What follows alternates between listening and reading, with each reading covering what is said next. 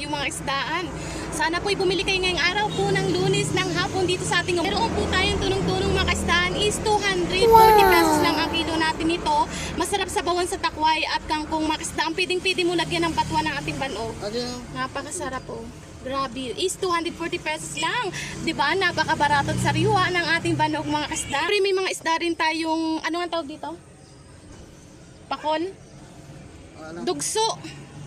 So napakasarap niyan is mga kasdaan is 250 pesos lang ang kilo ng ating dugso mga kasdaan. Napakasarap, ang lalaki, grabe. Bili na po kayo mga kasdaan. Pwedeng ihawi ng ating mga dugso mga kasdaan. Lakot-lakot ang ating isda ngayon, napakalalaki, grabe oh.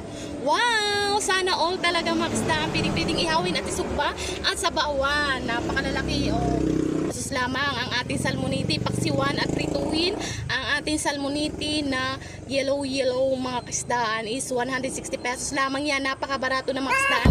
Dito lang yan sa ating magkikik bills at sa ating mga taga-Roa City ngayong araw ng Lunes ng hapon. Yung mga kasdaan, bulaw sa mga gusto dyan magbulaw ngayong araw ng Lunes mga kasdaan is 240 pesos lamang.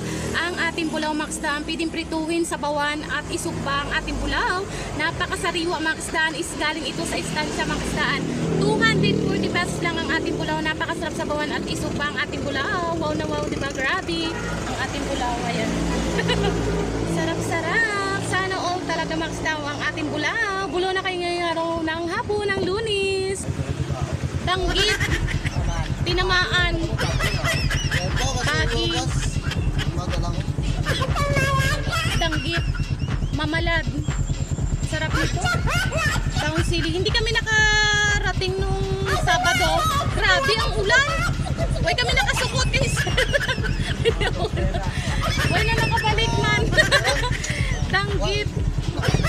Is 240 pesos. Salamat sir. Thank you kid.